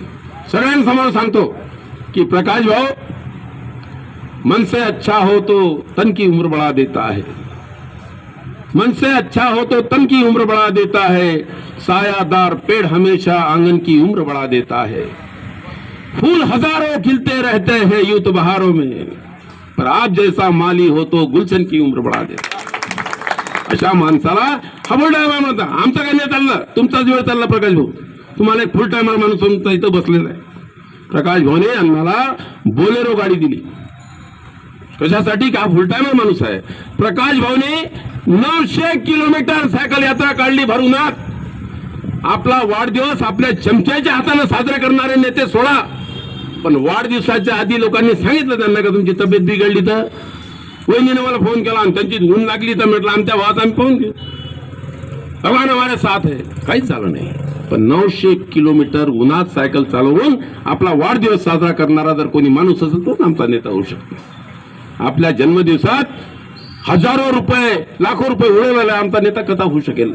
मी या आंदोलनाची भूमिका मांडलेली आणि इथं उपस्थित सगळ्या लोकांना मी विनंती करतो. आणि सगळ्यात मोठी मी महादेव भाऊ, लकी भाई आणि चांद भाईला आणि आमचे जे ठाकरे साहेब आहेत यांचं धन्यवाद देतो की कश्ती के डूबने पर साहिल के तमाशाई. एखादं आंदोलन फसलं तर त्याला हसण्यापेक्षा त्या आंदोलनाला आश्रय देणे याला एक हिंमत लागते. मोठे मोठे नेते इथून जातात का हो कुठपर्यंत चालन? म्हटलं वाट पहा, जोपर्यंत चालन तोपर्यंत पाहत राहा रस्त्यानं. पण ही 4 माणसं रोज त्याला येऊन विचारतात की यांना तबीयत कैसी है. कश्ती के डूबने पर साहिल के तमाशाई अफसोस तो करते हैं मगर इमदाद नहीं करते. म्हणून हे आंदोलन एकट्या अण्णाचं नाही, एकट्या लाळेगावचं नाही, एकट्या तालुक्याचं नाही. मी महादेव भाऊ, लकी भाई आणि चांद भाईचा मनापासून आभार मानतो की तुम्ही काही कोणाच्या लेण्या देण्यात नाही. आणि आज ते विसरले आपल्याच्या सांगणं. शेवटी एवढी विनंती करतो की आज 2 मुद्दे आहेत.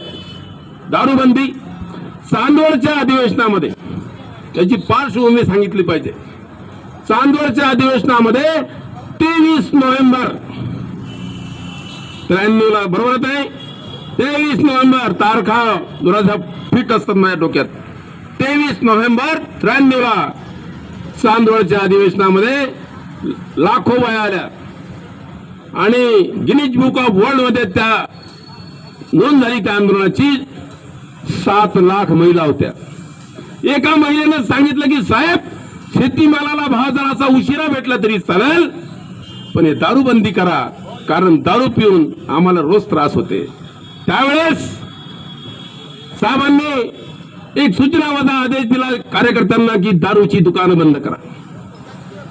आणि महाराष्ट्रामध्ये पहिली जबाबदारी घेतली प्रकाशभाऊ पोरेंनी. आणि 21 सप्टेंबर मी आज सांगत होतो ताईला, पण मला तिला काही आठवण करून द्यायची नव्हती. 21 सप्टेंबर आमच्या जवळ भाऊचा जन्मदिवस. मी म्हटलं प्रकाश बापूंचा फोन घेऊन ये, पण माझी बायको म्हणे कशाला म्हणे आता हे करता. तर त्यांचा जन्मदिवस होता आणि त्या दिवशी ते आंदोलन झालं. हे महाराष्ट्रातलं पहिलं आंदोलन होतं, महाराष्ट्रातलं पहिलं आंदोलन. मी या निमित्तानं तुम्हाला सांगतो की दारू बनाम दूध. मग चहा करायचं ठरलं होतं पहिले. मग आमचे महादेव भाऊ म्हणे, भाऊ एवढे मोठे मोठे माणसं येऊन राहिले, दारूच्या विरोधात आंदोलन आहे, चहा कशाला पाजायचं, चहाच नशाच आहे. नशा पिला के गिराना तो सबको आता है, मजा तो तब है कि गिरतों को थांब ले साकी.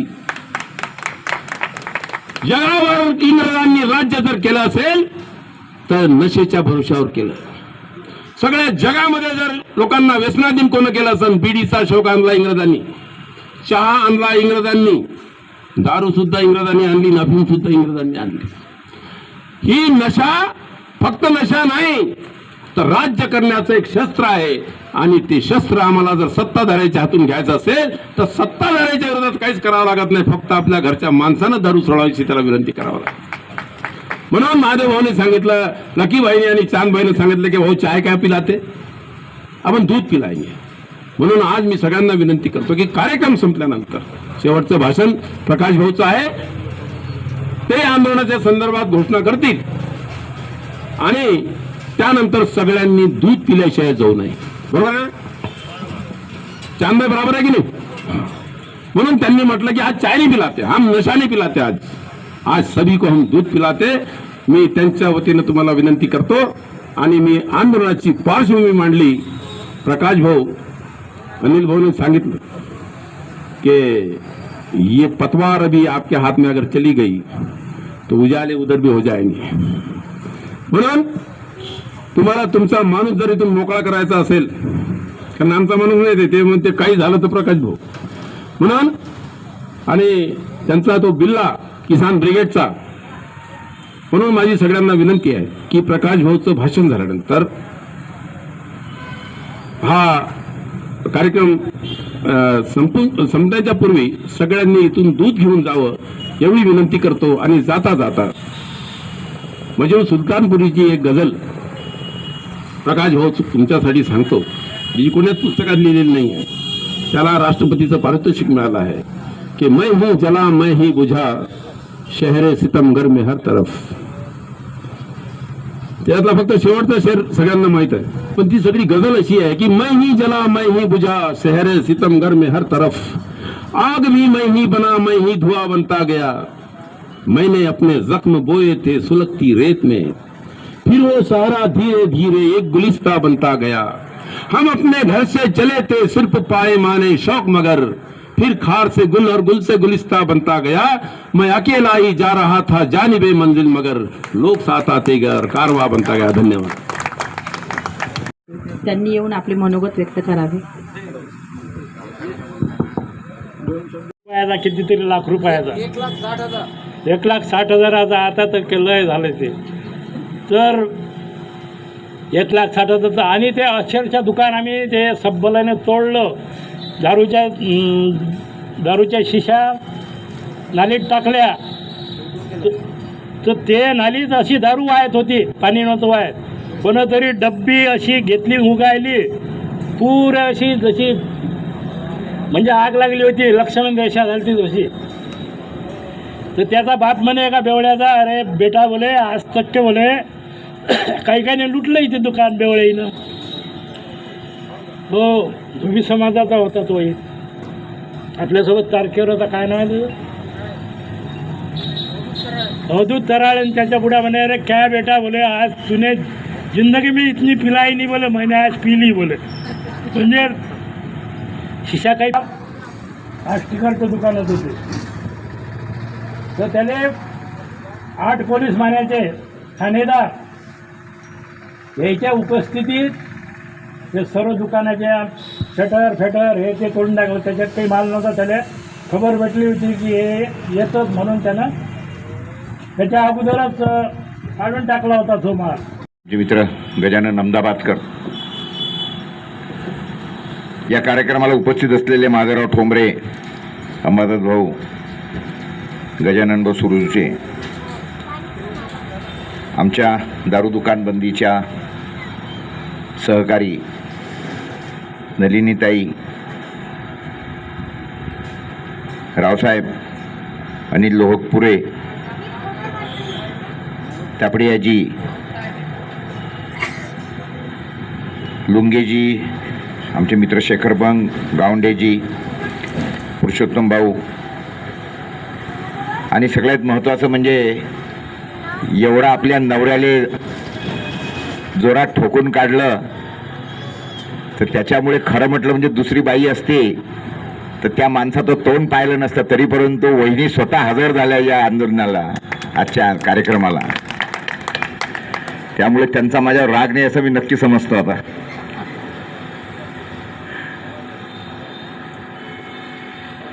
मित्रांनो, 21 सप्टेंबर आजचा दिवस आणि 2022 म्हणजे 28 वर्ष आज याला झालेले आहेत. मी गजाननचं कौतुक यासाठी करतो की त्याला तारखा आणि वार याचा एन्सायक्लोपीडिया जर कोण म्हटलं तर गजानन अहमदाबादकर आहे.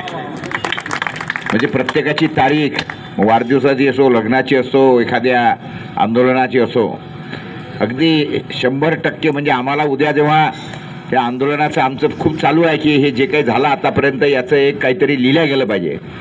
पण त्याच्यासाठी आमच्या तारखा बिरखा याची आम्हाला बिलकुल चिंता नाही, कारण गजानन अहमदाबादकरचा एन्सायक्लोपीडिया आमच्यासोबत आहे.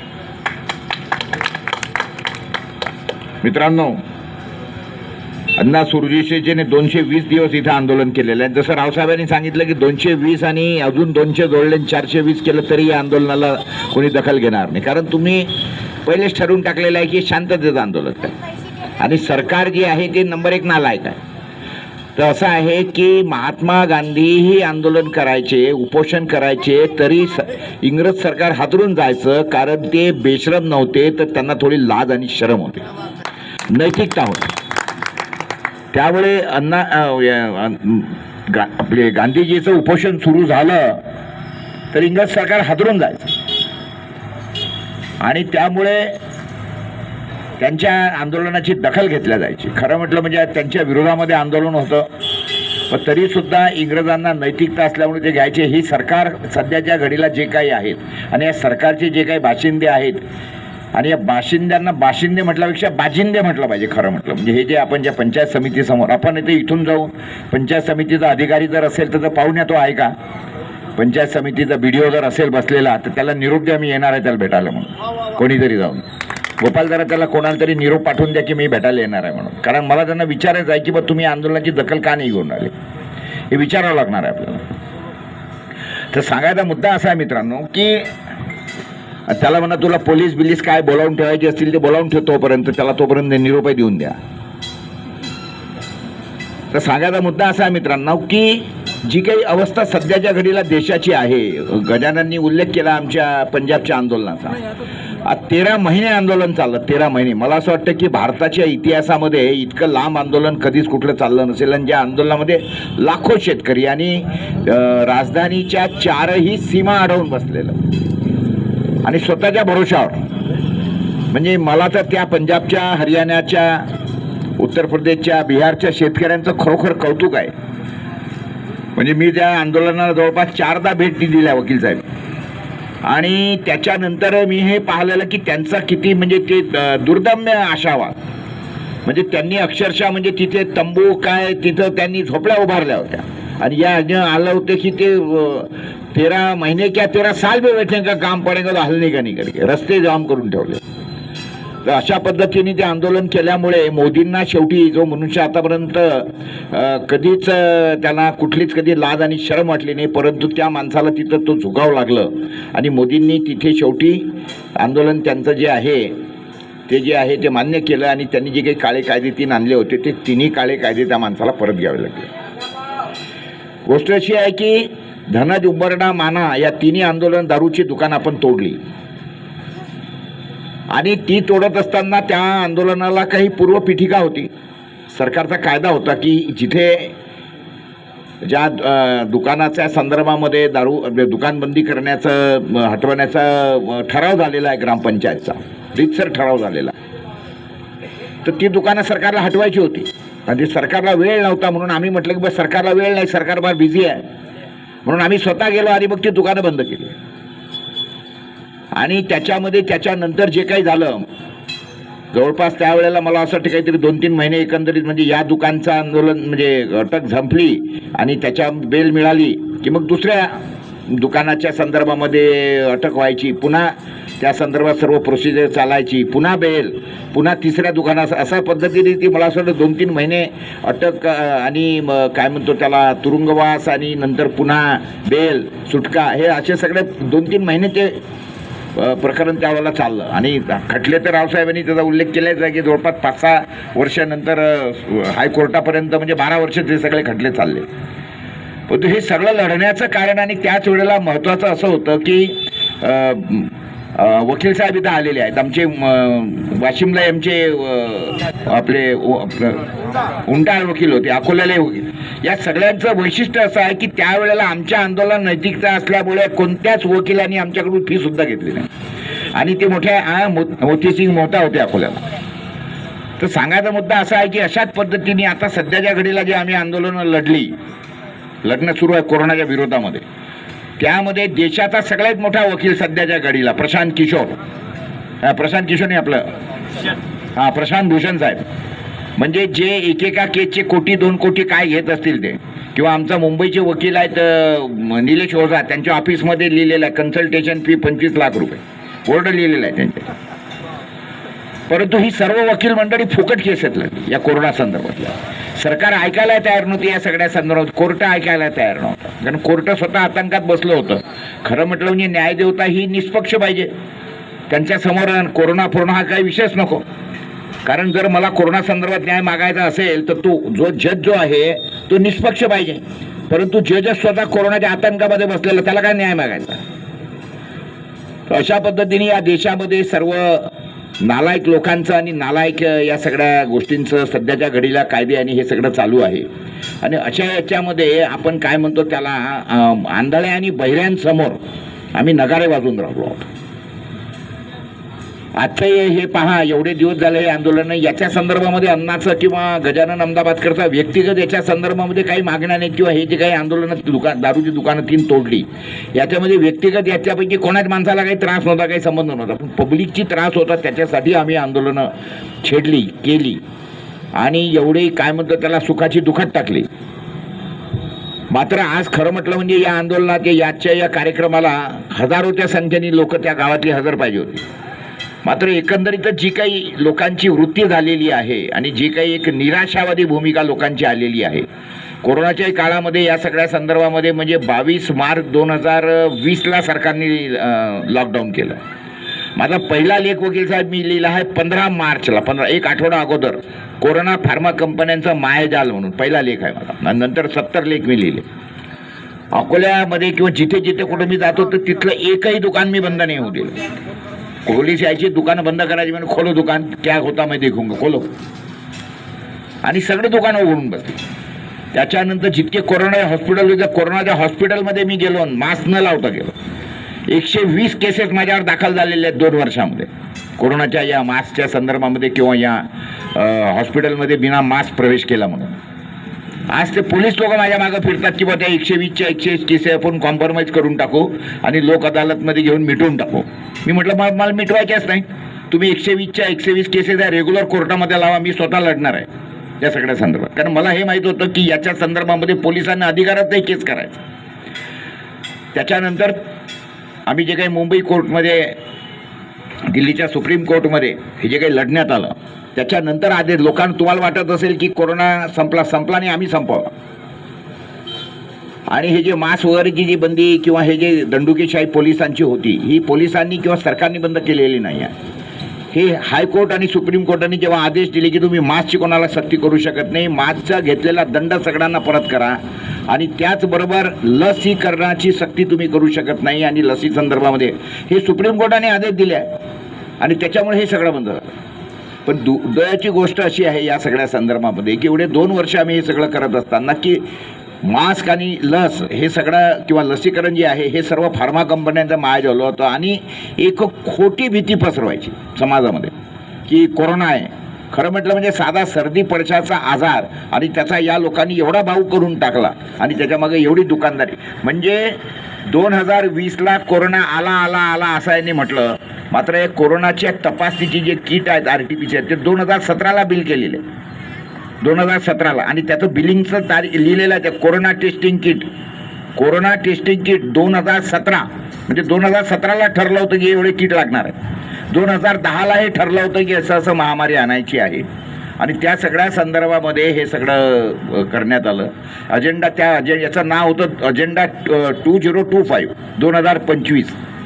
2025पर्यंत हरामखोरांना चालवायचं होतं, मात्र पण यांना माहीत नव्हतं की सुप्रीम कोर्ट हायकोर्टामध्ये काही ना काहीतरी हे होईल, आणि त्या सगळ्या संदर्भामध्ये जेव्हा असे आता सध्याच्या घडीला परिस्थिती अशी आहे की हे आणणारा जो हरामखोर आहे बिल गेट्स आणि बाकीचे हे WHO वगैरे आणि ह्या लसी बनवणारे जे कारखाने, या सगळ्यांना नोटीसच गेलेले आहे. या अदर पुनावाल्याला तर आणि या बिल गेटला तर 1000 कोटी रुपयाची नोटीस पाठवलेली आहे निलेश ओझांनी, आणि सुप्रीम कोर्ट आणि हायकोर्टाने त्यांना नोटीस इश्यू केलेल्या आहेत. सौम्या स्वामीनाथनच्या अटकेची झाली वेळ तुम्ही WHOच्या माध्यमातून खोट्या आणि भीतीदायक हे पसरवल्या म्हणून. ही तीच सौम्या स्वामीनाथन आहे, जो हरामखोर स्वामीनाथन ज्यांनी आपलं शेतकऱ्यांचं वाटोळं केलं, ज्याला आपण म्हणतो स्वामीनाथन आयोग बियोग काही संबंध नाही. आणि स्वामीनाथन नंबर 1 हरामखोर मनुष्य, त्याची पोट्टी त्याच्यापेक्षा नालायक निघाली. ती त्या WHOच्या माध्यमातून काय केलं तुम्ही पाहिलेलं आहे. तर सांगायचा मुद्दा असा आहे मित्रांनो की जे काही सध्याच्या घडीला समाजाची अवस्था निर्माण झालेली आहे, ही सगळी अवस्था ही संपूर्णपणे एक निगेटिव्ह विचारसरणीची याची झालेली आहे. म्हणजे ज्या शेतकरी संघटनेनी लाखाचे मोर्चे काढले, म्हणजे आता एकंदरीत मी जे काही पाहतो, म्हणजे आता आम्ही किसान ब्रिगेडच्या शाखा लोकांना सांगतो बा तू बोर्ड घेऊन जा शाखा, लोकांची शाखा उघडायची तयारी नाही, इतकी निगेटिव्ह माइंडसेटमधलं. कारण ते काय झालेलं आहे की एकदा फसलेला मनुष्य मग 10 वेळेला ताक पुंकून पितो. याच्यामध्ये शेतकरी संघटनेच्याही मध्ये जे काही झालं, त्यांनी ज्या पद्धतीमध्ये शरद जोशींनी अचानकपणे हे सगळं मागं घेतलं आणि त्याच्यानंतर लोकांचं हे झालं, त्यानंतर अण्णा हजारेच्या मागं लोक लागले, दुसरा गांधी म्हणून त्याला करायला लागले. अण्णा हजारेला आम्हीच घेऊन आलो होतो मुंबईवरून, मी जवळपास त्याच्या 42 सभा घेतल्या अण्णा हजारेच्या, आणि घेतल्यानंतर लक्षात आलं की अण्णा हजारे हा टेप रेकॉर्डर आहे, याची स्वतःची अक्कल काहीच नाही. जे कॅसेट टाकतात ती वाजते, कॅसेट काढली की दुसरी कॅसेट टाकली की ती वाजते. त्यामुळे आणि त्याच्यानंतर आपण बघितलेलं आहे अण्णा हजारे हाच त्या दिल्लीला गेला, त्याच्यानंतर तिथं आंदोलन केलं, काय म्हणतो त्याला, आणि त्याच्यानंतर लोकपाल आणतो, अमुक आणतो, थमुक आणतो, आणि काँग्रेसचे. आणि अण्णा हजारेचं एकच रूप होतं की जे आंदोलनं करायचे ते फक्त मुंबईला आंदोलन करायचे तर ते राष्ट्रवादी काँग्रेसच्या विरोधात करायचे, दिल्लीला आंदोलन करायचे तर काँग्रेसच्या विरोधात करायचे. त्यावेळेला आपल्याला वाटत, कारण भाजप सत्तेमध्ये नव्हती. पण 2014ला भाजप सत्तेत आल्यानंतर अण्णा हजारे काय एक स्टेटमेंट नाही, एक आंदोलन नाही, एक पत्र नाही. 2008 ते आजपर्यंत अण्णा हजारे बंद आहेत. मी मध्यंतरी त्यांना याला भेटून आलो, राळेगण सिद्धीला, आणि त्यांना म्हटलं मी तुम्ही या कोरोना संदर्भामध्ये असे स्टेटमेंट काढा, हे चुकीचं आहे म्हणून सरकारचं. तर हां नाही तुम्ही करताय ते खूप छान आहे. म्हटलं मग जरा अण्णाचं या संदर्भामध्ये स्टेटमेंट काढा. अण्णाचं काही बोलणं नाही. सांगायचा मुद्दा असा आहे की ज्यांच्यावर लोकांनी डाव लावले, ज्यांच्यावर विश्वास टाकला, ते सगळे फुटके निघाले. आणि त्याच्यामुळे आता सध्याच्या घडीला लोक म्हणतात की आता काही खरं नाही, जाऊ द्या, खड्ड्यात जाऊ द्या. आणि लोक इतके सध्याच्या घडीला विझून गेलेले आहेत. आणि त्याच्यानंतर ह्या गेल्या 2-3 वर्षामध्ये सरकारने जे काही केलं, म्हणजे लॉकडाऊन केलं, लोकांचे धंदे बंद पाडले, त्याचबरोबर म्हणजे लाखो करोडो लोकांच्या नोकऱ्या गेल्या आणि लोकांना रस्त्यावर आणलं, दुकानं बंद पाडलं. आणि ज्या पद्धतीने सध्याच्या घडीला लोक गलित गात्र झालेले आहेत, भारतामध्ये तरी लोक उभे आहेत अजून, पण आपल्या बाजूचा जो श्रीलंका आहे त्याची अवस्था आपल्या समोर आहे. तिथले लोक अन्नांना दशा झालेले आहेत, खाण्याची आहे. पाकिस्तानची परिस्थिती तशीच आहे. जगातले जवळपास 40 राष्ट्र आजच्या घडीला याच्यावर आलेले आहेत. भारत याच्यासाठी नाही की भारताची लोक अजूनही मेहनती आहेत, मेहनतीवर लोकांचा विश्वास आहे, नैतिकतेवरही लोकांचा विश्वास आहे. आणि अजूनही लोक स्वतःच्या याच्यावर आणि हे करायचा प्रयत्न करतात. आणि म्हणून भारत उभा आहे या सगळ्या संदर्भामध्ये. खरं म्हटलं म्हणजे भारताची जी काही दुर्दशा आहे किंवा सध्याच्या घडीला जे आहे ते आता 2014 ते 2022 हे जे काही एकंदरीत मोदी आणि भाजप सरकारने जे काही नालायकपणा चालू आहे, म्हणजे या मोदीला मत देणारा मी मनुष्य आहे. 2014ला मोदीचा प्रचार मी केला. कारण मोदीने असं म्हटलं होतं की भाई उनको तुमने 60 साल दिए, मुझे 60 महीने दे दीजिए. म्हटलं जरा बरोबर आहे यार, काही हरकत नाही. मला असं वाटत होतं की ना बीबी ना बच्चा काम करेंगा अच्छा, त्याच्यामुळे मी काय हरकत नाही. परंतु त्याच्यानंतर इतका दिसला की ज्याला आपण म्हटलं की काम करेंगा अच्छा, निघाला इतका लुच्चा की ज्याची काही हद्द नाही आहे. म्हणजे बोलाल तर फक्त खोटंच बोलाल, तोंड उघडते तर खोटंच बोलायसाठी, त्याशिवाय दुसरं कामच करत नाही. आणि किती लोकांना चुत्या बनवतं, भारत किती विकून म्हणजे अख्खा भारत विकून टाकला. आणि लोकांचं याकडे लक्ष जाऊ नये म्हणून रोज दर 8 दिवसाला नवीन नौटंकी, म्हणजे काही करायचं. म्हणजे आता काय म्हणतात त्याला तिरंगा, काय म्हणतात त्याला 15 स्वातंत्र्य दिन साजरा केला, ते इव्हेंट. म्हणजे साधे 2009ला काँग्रेसवाल्यांनी ठरवलं होतं की चित्ते आणायचे म्हणून. तर 2009ला त्यांनी ठरवलेले चित्ते, त्यांनी म्हणजे बुकिंग केलेले चित्ते 2012ला याच हरामखोरांनी जाऊन त्याच्यावर बंदी स्टे वगैरे कोर्टातून आणला 2012ला.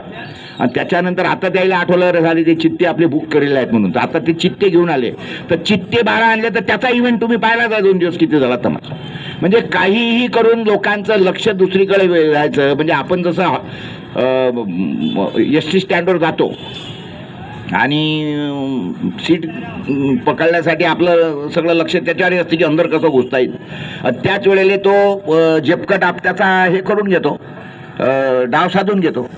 तशा पद्धतीने किंवा आपण एखाद्या वेळेला बँकेत जातो, बँकेत पैसे भरायला जातात, तर तिथे एखादा असतातच भामटे बदलेले, ते पाहतात की बायचं हातात बॅग आणली म्हणजे पैसे भरायला आले. मग तेच तुमच्या अंगावर बिस्किट तोटात फेकतात आणि ते चुरा बनून थुंकतात. अर देखो शेठ तुम्हाला अंग पाटील बा तुमच्या अंगावर विष्ठा पडली आहे, घाण पडली आहे म्हणते. अर आपण अरे बापरे असं करतो. जसं आपण त्याच्यात ते धुवायला जातो, काही करतो, त्यावेळेला आपण बॅग ठेवलेली बॅग घेऊन लंपास होतो. तर तशा पद्धतीने सध्याच्या घडीला सरकारची सगळी कामं चालू आहेत. आणि अहमदाबादकरांनी जसं म्हटलं की एकेका गावातून 2-2-2.5 कोटी रुपये म्हणजे तो GST मध्ये असतील. म्हणजे आपल्याला असं वाटतं की आपण पैसे नाही, शेतकऱ्याला असं ठेवतो प्रत्येक सगळ्याच या देशातला प्रत्येक मनुष्य GST देऊन राहिला आहे. आणि GSTची काही मर्यादा पाहिजे ना. 28% GST खाण्यापिण्याच्या वस्तूवरही, म्हणजे ज्वारी किंवा शेतकऱ्यांच्या वस्तूवरही आणि हरामखोराने GST लावून टाकली. एवढा कर जमा करणं चालू आहे. आणि त्याच्यानंतर एवढं केल्यानंतरही आमचा देश अख्खा विकून टाकला. म्हणजे एअर इंडियाची मुंबईची नारिमन पॉईंटची एक बिल्डिंग, तिची किंमत 58,000 रुपये आहे. 58,000 रुपये आहे एका बिल्डिंगची किंमत. 58,000 रुपये आपले 58,000 कोटी एका बिल्डिंगची किंमत आहे. 58,000 कोटी एका बिल्डिंगची. भारतामध्ये त्याची त्या एअर इंडियाची प्रॉपर्टी, त्याचे विमानं ते तर सोडूनच द्या. आणि असं असून याने अख्खा एअर इंडिया 18,000 कोटी विकून टाकला. म्हणजे पवन हंस इंडिया लिमिटेड जी हेलिकॉप्टरची कंपनी होती गव्हर्नमेंटची, तिची 1 लाख कोटी रुपयाची संपत्ती आहे, डिक्लेअर्ड 1 लाख कोटी रुपयाची. पवन हंस वर्षाला 420 ते 500 कोटी रुपये वर्षाला सरकारला नफा देते. आणि 1,00,000 कोटी रुपये ज्याची संपत्ती आहे, ती कंपनी जी 400-500 कोटी रुपये वर्षाला सरकारला नफा देत होती, ती कंपनी मोदींनी एका टेंडरवर 220 कोटी रुपयाले त्याच्या दोस्ताला विकून टाकली. आणि याच्या संदर्भात कोणीही बोलत नाही, बोंबलायला तयार नाही, कुठल्या पेपरात काही येत नाही, कुठल्या चॅनलला कुठं येत नाही, कारण सगळे चॅनल यांनी विकत घेऊन टाकले. तर सध्याच्या घडीला देशामध्ये म्हणजे इंग्रज बरे होते अशी म्हणायची पाळी आहे. आणि या देशामध्ये सध्याच्या घडीला आपल्याला हे समजायला पाहिजे की यात म्हणजे आम्हाला लुटणारे इंग्रज ज्यांनी 150 वर्ष आमच्यावर राज्य केलं, त्या देशाची राणी हरामखोर मरते ती एलिझाबेथ, आणि आम्ही तिच्या शोकाखातर आमचे झेंडे अर्ध्यावर आणतो, राष्ट्रीय शोक मनवतो. म्हणजे हे म्हणायला बिलकुल आहे की आम्ही अजूनही इंग्रजांच्या जोखडातून मुक्त. खरं म्हटलं म्हणजे एलिझाबेथ राणी मेली त्या संदर्भामध्ये तर आम्ही भारतामध्ये जश्न मनवायला पाहिजे होता, फटाके फोडायला पाहिजे होते. आणि ते फटाके न फोडता हा हरामखोर मोदी त्या सगळ्या संदर्भामध्ये म्हणतो की नाही राष्ट्रीय शोक म्हणाव. जो मनुष्य आपल्याला कोरोनाच्या काळामध्ये म्हणते की दिये लगाव थाली टाकले, सांगायचे मुद्दे म्हणजे ज्या काँग्रेसला आपण समजत होतो की बा 60 साल इनको दिए मेरे को 60 महिने दो, आपल्याला वाटत होतं की भोसले फार बदमाश आहेत. पण आता हे दिसून राहिलं आहे की ते काँग्रेसवाले भुरटे चोर होते, हे साले डाकू झाले आहे कम्प्लिटली हे भाजपवाले. म्हणजे आता कसं आहे माहिती आहे का की या सगळ्या संदर्भामध्ये सामान्य माणसांना काही माहीत नाही काय चालू आहे देशामध्ये किंवा काय होऊन राहिलं आहे. आणि ज्या पद्धतीमध्ये निर्डावलेली याच्यात आहे म्हणजे आता कोरोना काळात कोरोना आणला कोणी, कोरोना आला कोणामुळे, टिकला कोणामुळे, तर साधा आणि सरळ आहे. सरकारी कर्मचारी म्हणजे कोर्ट बंद, सरकारी कार्यालय बंद, शाळा बंद, कॉलेज बंद, पगार फुल चालू. अहो ते इतके सध्याच्या घडीला बिचारे दुखी आहेत की नाही, कोर्टातले लोक, शाळेचे मास्तर, प्रोफेसर, ते म्हणते काय यार सुख भरे दिन बीते रे भैया, पुन्हा यायला पाहिजे कोरोना. ते म्हणते इतनी जल्दी खत्म कैसा हुआ, वापस आने को ना. ते अलग अलग प्रमाण करतात की नाही अभी वो ओमिक्रॉन आने वाला है, आता अजून कुठला हे येणार आहे, नंतर ते कुठला तो हे ना, आता म्हणतात ते लंपी डिसीज येणार आहे. म्हणजे यायची इच्छाच नाही आहे की जनजीवन सुरळीत झालं पाहिजे. कारण या हरामखोरांना आधी त्याची चटक लागली आहे त्या सगळ्या संदर्भामध्ये. मात्र यांचे जे इरादे आहेत ते सुप्रीम कोर्ट आणि हायकोर्टामध्ये आपल्या केसेसनी अवेकन इंडिया मुवमेंट आणि त्याच्यानंतर आम्ही जे WHO आहे, वर्ल्ड हेल्थ ऑर्गनायझेशन, ज्यांच्या आदेशावर हा देश चालत होता, आम्ही सांगितलं की यांनी हरामखोरांनी किती चुकीचे हे पाडले. म्हणून त्या वर्ल्ड हेल्थ ऑर्गनायझेशनच्या छाताडावर आता युनिव्हर्सल हेल्थ ऑर्गनायझेशन स्थापन झालेली आहे. आणि अवेकन इंडिया मुवमेंट याच्या माध्यमातून ह्या सगळ्या केसेस लावल्या गेल्या आणि हे सगळं झालं.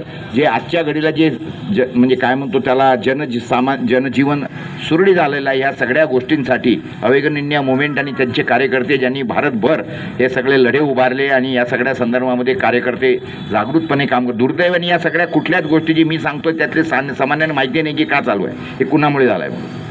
ही वस्तुस्थिती आहे. जशा पद्धतीने आज जे काही समजा शेतकऱ्यांना हे आहे, तर शेतकऱ्यांना हे माहिती नाही की त्यावेळेला जे काही शेतकरी संघटनेने हे म्हणजे सध्याच्या घडीला किंवा हे जे 13 महिने आंदोलन चाललं, त्या आंदोलनाच्या मुळे या देशामध्ये किती चुकीचे कायदे यायचे राहिलं हे भारतातल्या इतर लोकांना माहीत नाही. फक्त पंजाब, हरियाणा वगैरे जे होते तेवढ्यांना माहिती आहे, ते जे काही राज्य आहेत ते. महाराष्ट्रातल्या लोकांना हे माहीतच नाही की आपल्यासाठी त्याईनं किती टोले घेतले आहेत. इथले लोक म्हणजे असं कोणी इथं असंही नाही की बा चला मोर्चा काढला. म्हणजे त्या नालायक अण्णा हजारेसाठी आम्ही सकाळ संध्याकाळ काय करत होतो, दिवे घेऊन जात होतो. रोज संध्याकाळी प्रत्येक गावातून ते मेणबत्ती मोर्चा निघायचा. अभि तुमच्यासाठी तुमचे बाप तिथं पंजाबला बसले आहेत, चारही सीमा 13 महिने झाले. तर गावामध्ये एकाही गावामध्ये त्या शेतकऱ्यांच्या सन्मानार्थ किंवा स्मरणार्थ जे 700 लोक मेले त्याच्यामध्ये त्यांच्यासाठी एकही दिवस एका गावामध्ये दिवा पेटलेला नाही आहे, हे लक्षात घ्या अहमदाबादकर. त्याच्यामुळे आपण जे काही आंदोलन हे सगळे करून राहिलो आहे, तर ते सगळं काय साधं सरळ आहे की ते म्हणजे सगळं बहिऱ्यांसमोर फटाके फोडण्याचा प्रकार या सगळ्या संदर्भामध्ये असं मला वाटायला लागलेलं आहे. पण तो ठीक आहे, तरी पण आपली खाज आहे त्या दृष्टिकोनातून आपण काही आपले कामं आणि हे आपले बंद करत नाही. गजानन अहमदाबादकर तर अजिबात बंद करणार नाही हे मला माहीत आहे. ओ लढते रहने वाला है, लढाकू आदमी है. आज या आंदोलनाच्या निमित्ताने आणि 220 दिवस जे काही उपोषण अण्णांनी मांडलं त्या सगळ्या निमित्ताने त्याची संदर्भामध्ये आपल्याला त्याची समाप्ती करायची आहे की नाही आपण हे थोड्या वेळाने ठरवू.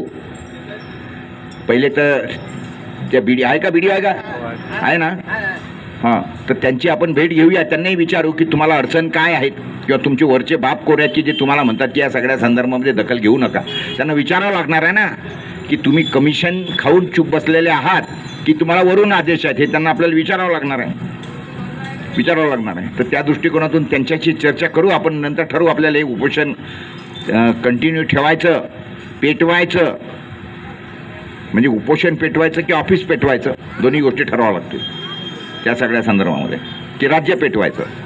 येणारे दिवस जे आहेत मित्रांनो ते अतिशय कठीण असे आहेत. 2024ला सुद्धा अशी परिस्थिती आहे, कारण समोर कोणीच दिसत नाही पैलवान. आता एक पैलवान बाहेर निघालेला आहे भारत जोडो यात्रा करायला. खरं म्हटलं म्हणजे आपला जो विपक्ष आहे तो सगळ्यात लोकशाहीमध्ये मजबूत असला पाहिजे.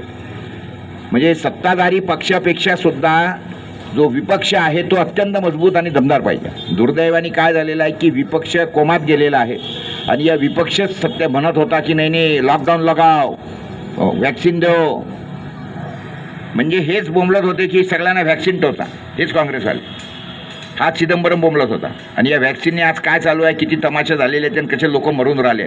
तुमच्या माहितीसाठी सांगतो सगळ्यांच्या की कोरोनानंतर आणि व्हॅक्सिनच्या नंतर मुंबई महानगरपालिकेचा रिपोर्ट आला की मुंबई महानगरपालिकेचा असा रिपोर्ट आहे की 2020ला आकस्मिक मृत्यू जेवढे होत होते, आकस्मिक मृत्यू, त्याच्यामध्ये 700% वाढ झाली आहे. 700% म्हणजे 7 पट. म्हणजे मुंबई महानगरपालिकेमध्ये असं समजा की 1000 लोक जर महिन्याला म्हणजे दिवसाला याला मरत असतील आकस्मिक मृत्यूनी, तर आता ते 1000च्या जागी 7000 लोक मरून राहिले. इतकी बेकार झाली आहे परिस्थिती या कोरोना या व्हॅक्सिन घेतल्यानंतरची. आणि त्याच्यानंतर हे बूस्टरच्या नांदी लागले आहेत. आणि जे बूस्टर घेऊन राहिले ते तर बिलकुल 8 दिवसात त्याचा खेळ खतम होऊन राहिला. ज्यांनी व्हॅक्सिन घेतलं त्यांना काय त्रास होऊन राहिला आहे, त्यांच्या अनेकांच्या कमरा गेल्या, त्यात अनेक लोकांचे डोळे हे झाले, त्याच्यानंतर सगळ्यांना बहुतेक लोकांना डायबेटिक, ब्लड प्रेशर, ह्या अनेक बिमाऱ्या, तब्येतीची अनेक कारणं सुरू झालेले आहेत. कारण हे व्हॅक्सिन नाहीच आहे. अरे व्हॅक्सिन नाही काय नाही, तर या सगळ्या संदर्भामध्ये आता सगळ्या गोष्टी उपलब्ध आहेत. जरा जाऊन यूट्यूबवर किंवा याच्यावर जाऊन शोधा, म्हणजे मग तुम्हाला कळेल की तुम्ही जे व्हॅक्सिन घेतलं आहे की काय घेतलं आहे. आणि ज्या दिवशी लोकांना समजेल त्या दिवशी, म्हणजे तरी त्यातल्या त्यात मी मुस्लिम समाजाचं अभिनंदन करतो की त्यांना अकला होत्या, त्या लोकांनी जवळपास 90% 95% लोकांनी घेतला नाही. पण बाकीचे तर लोक म्हणजे स्वतःहून जाऊन लसी घेतल्या. आणि आता तर बूस्टर इन बोऱ्या आनंद सांगते, हमने तो लस भी लिहिली आहे, दोनों भी बूस्टर भी लिहिली आहे म्हणते, स्वतःहून फोन करून सांगते तुम्ही बूस्टर भी लिहिली आहे म्हणते, अशी परिस्थिती आहे. पण आता ह्या येणाऱ्या 2-3 वर्षानंतर आणि सगळ्यात महत्त्वाचं म्हणजे 5Gचं टेस्टिंग सुरू जेव्हा दिवशी 5G सुरू होईल मोबाईलवर, त्याच्यानंतर खरी मजा येणार आहे. मग लोकांना समजेल की क्या हो रहा है करायचं. तर आम्ही हे सगळं सांगितलेलं आहे, आम्ही सगळं इशारे दिलेले आहेत आणि माहिती द्यायचा प्रयत्न करत आहे. परंतु लोकांचे डोळे उघडत नाहीत आणि लोकांना अजून त्या संदर्भात येत नाही. त्याला आपले नाईलाज आहे त्याला, पण आम्ही आमचं काम केलेलं आहे. आम्ही त्याही जमान्यामध्ये सांगत होतो की काय होणार आहे आणि आजही त्याच हिशोबाने सांगतो आहोत. तरी या सगळ्या संदर्भामध्ये आज जे काही इथे गजानननी हा कार्यक्रम सोहळा ठेवला, गजाननचंही मी अभिनंदन करतो. त्याच्यासारखे लढाऊ लोक आहेत, म्हणूनच हा समाज कुठल्या तरी पद्धतीने टिकाऊ आहे आणि टिकलेला आहे आणि काम चालू आहे.